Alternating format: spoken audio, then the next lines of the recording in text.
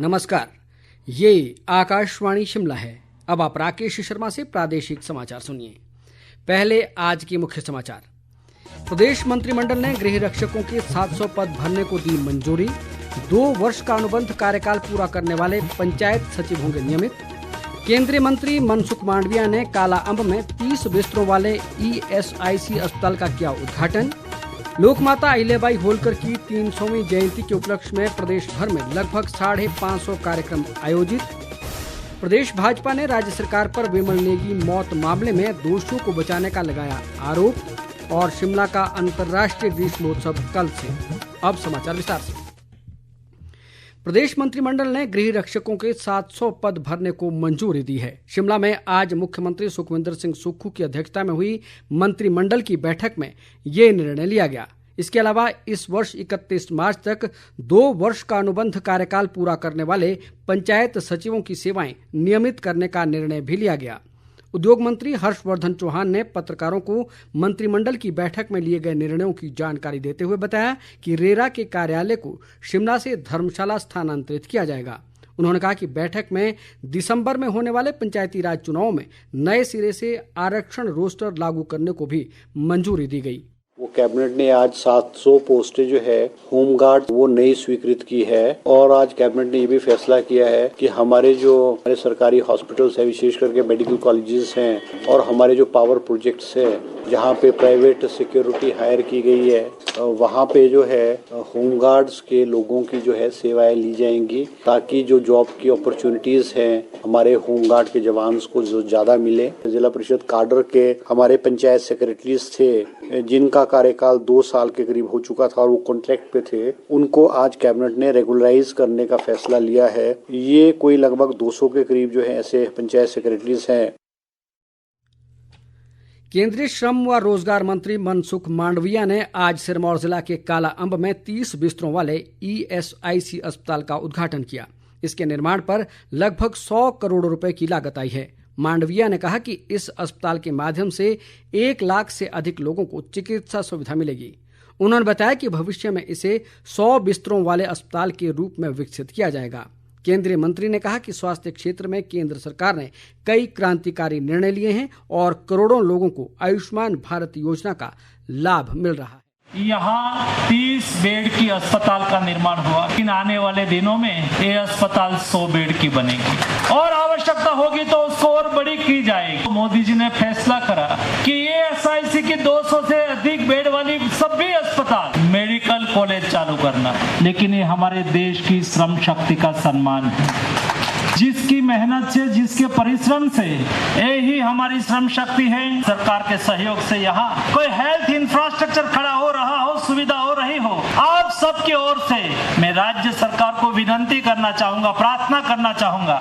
राजनीति करने का और कई तरीका होता है, लेकिन मेरे सिरमौर डिस्ट्रिक्ट की जनता की स्वास्थ्य की सुविधा के आड़े न आए। देश को 60 करोड़ लोगों को 5 लाख का मुफ्त इलाज की गारंटी मोदी जी ने दी।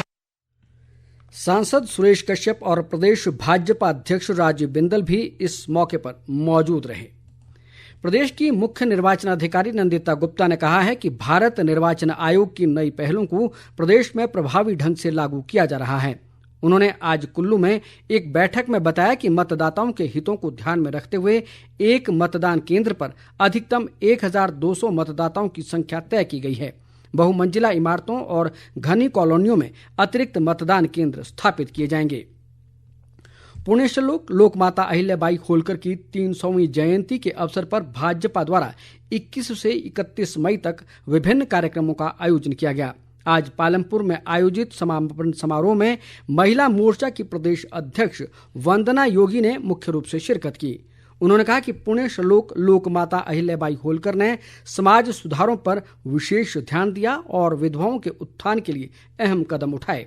वंदना योगी ने कहा कि अहिल्याबाई होलकर का जीवन हम सभी के लिए प्रेरणा स्रोत रहेगा। लोकमाता अहिल्याबाई होलकर जी के जीवन को लेकर भारतीय जनता पार्टी ने 21 मई से उनकी जयंती दिवस यानी आज 31 मई तक एक अभियान लिया था जन जागरण का, जहां देश भर में उत्साह के साथ इस अभियान के निमित्त कार्यक्रमों का आयोजन हुआ। वहां अपनी देवभूमि में भी छोटे बड़े 550 से ऊपर कार्यक्रम हुए। जितने भी कार्यक्रम केंद्रीय आह्वान पे हमें मिले थे, सभी बहनों ने बड़े उत्साह से, बड़ी उमंग से इन कार्यक्रमों को किया। भारतीय जनता पार्टी के मैं चिंतन को भी नमन करती हूँ और अपने शीर्ष नेतृत्व देश के प्रधानमंत्री आदरणीय नरेंद्र भाई मोदी जी का आभार भी व्यक्त करती हूँ कि उन्होंने आम जन तक माँ के चित्र को पहुँचाने का प्रयास किया। हम बहुत सौभाग्यशाली हैं कि इन दिनों में माँ के चित्र को सुनने को भी मिला और सुनाने का भी सौभाग्य मिला। यही अपेक्षा है कि हम इनके जीवन से प्रेरित हों। सेवा, सुशासन, स्वाभिमान, ये भाव माँ का चरित्र जागृत करता। ताज़ा समाचारों के लिए आप हमारे Facebook page all India radio news Shimla, X handle @AIR News_ Shimla और YouTube channel AIR Shimla news पर लॉग इन कर सकते हैं। प्रादेशिक समाचार आकाशवाणी शिमला से प्रसारित किए जा रहे हैं। भाजपा प्रवक्ता व विधायक रणधीर शर्मा ने राज्य सरकार पर राज्य ऊर्जा निगम के मुख्य अभियंता दिवंगत विमल नेगी की संदिग्ध मौत के मामले में राज्य सरकार पर दोषियों को बचाने का आरोप लगाया है। बिलासपुर में आज एक पत्रकार वार्ता में उन्होंने बताया कि जब से विमल नेगी लापता हुए हैं तब से ही राज्य सरकार की कार्यप्रणाली शक के दायरे में रही है। रणधीर शर्मा ने कहा कि यदि सरकार इस मामले की निष्पक्षता से जांच कराना चाहती है तो साक्ष्यों के साथ छेड़छाड़ न कर सीबीआई को पूरा सहयोग करें। हिमाचल प्रदेश की वर्तमान सरकार Himachal Pradesh power corporation limited के चीफ इंजीनियर रहे स्वर्गीय विमल नेगी जी की रहस्यमयी परिस्थितियों में हुई मौत की घटना में दोषियों को बचाने का काम कर रही है। जब से विमल नेगी जी लापता हुए तब से ही सरकार की कार्यप्रणाली शक के दायरे में रही। माननीय हाई कोर्ट ने सारी परिस्थितियों को देखते हुए जब लगा कि निष्पक्ष जांच नहीं हो रही तो सीबीआई के जांच के आदेश दिए। अगर सरकार इस मामले में न्याय दिखाना चाहती है तो सीबीआई को सपोर्ट करे, सहयोग दे, कोई साक्ष्य सबूत को नष्ट ना करे, छेड़छानी ना करे और पूरी तरह से सबूत जो है वो सीबीआई के सामने रखे। शिमला का अंतर्राष्ट्रीय ग्रीष्मोत्सव कल से शुरू हो रहा है। राज्यपाल शिव प्रताप शुक्ल शुभारंभ समारोह में मुख्य अतिथि होंगे। वे ग्रीष्मोत्सव की पहली सांस्कृतिक संध्या का शुभारंभ करेंगे। इस बीच राज्य परिवहन निगम द्वारा लोगों की सुविधा के लिए ग्रीष्मोत्सव के दौरान शिमला शहर में रात 11 बजे तक बसें चलाई जाएंगी। इसके अलावा अंतिम सांस्कृतिक संध्या के दिन 5 जून को रात 12:30 बजे तक बस सेवाएं उपलब्ध रहेंगी। ये बसें न्यू शिमला, मैहली, संजौली, टुटू और हीरानगर के लिए चलाई जाएंगी। आज विश्व तंबाकू निषेध दिवस है। इस मौके पर प्रदेश भर में कई कार्यक्रम आयोजित कर लोगों को तंबाकू के सेवन से होने वाले दुष्प्रभावों के बारे में जागरूक किया गया। हमीरपुर में स्कूली विद्यार्थियों ने रैली निकाली और नुक्कड़ नाटकों का आयोजन किया। इस मौके पर लोगों को तंबाकू का सेवन न करने का आह्वान किया। देखिए, आजकल जैसा आपको पता है कि हमारे देश में तंबाकू, गुटखा, खैनी, इन सब का यूज बहुत ज्यादा बढ़ गया है। छोटे से छोटे बच्चे, बहुत छोटे बच्चे भी, बड़े लोग, पूरे देश में जो है वो हर एज का बच्चा जो है वो टबैको कंज्यूम कर रहा है। हमने ये रैली निकाली है ताकि सब में अवेयरनेस हो सके कि आपको टबैको यूज नहीं करना है। इससे आपकी जो है वो फैमिलीज तक बर्बाद हो जाती है। जैसे टबैको आप खाएंगे तो उससे आपके इंटरनल ऑर्गन्स को डैमेज होगा, आपके लीवर को डैमेज होगा, आपके लंग्स को डैमेज होगा। धूम्रपान और तंबाकू जो बढ़ रहा है उसको हम कम करने के लिए हमने ये करा है, क्योंकि हर साल जो युवाएं होते कम से कम 4 लाख की जो मृत्यु होती है नशे की वजह से, तो हम नशे को कम करना चाहते हैं। इसलिए हमने ये नाटक करा है, को जागरूक करना है नशे के खिलाफ। लोक निर्माण मंत्री विक्रमादित्य सिंह ने कहा है कि सिरमौर जिला के पच्छाद विधानसभा क्षेत्र में सड़कों के निर्माण पर लगभग 100 करोड़ रुपए खर्च किए जा रहे हैं। उन्होंने आज पच्छाद उत्सव के समापन अवसर पर मुख्य अतिथि के रूप में शिरकत की। विक्रमादित्य सिंह ने कहा कि प्रधानमंत्री ग्राम सड़क योजना के 4थे चरण का कार्य जल्द शुरू किया जाएगा और इसके तहत प्रदेश में लगभग 1500 किलोमीटर सड़कों का निर्माण होगा।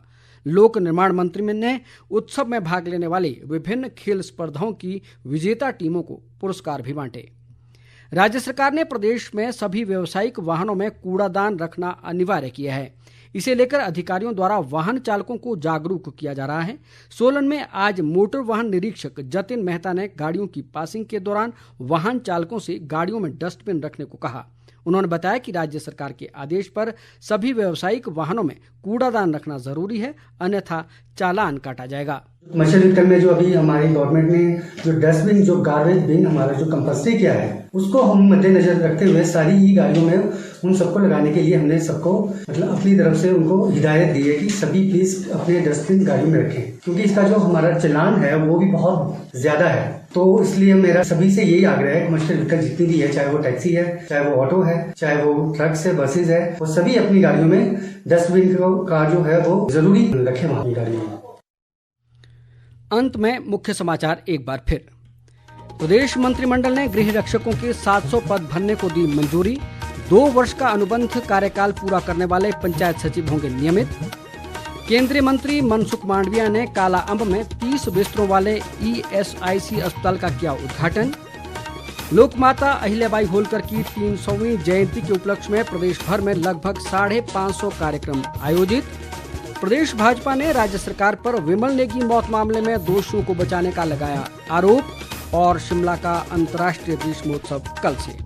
इसके साथ ही समाचार बुलेटिन समाप्त हुआ। हमारा अगला बुलेटिन आप सुन सकते हैं कल सुबह 9:20 पर। नमस्कार।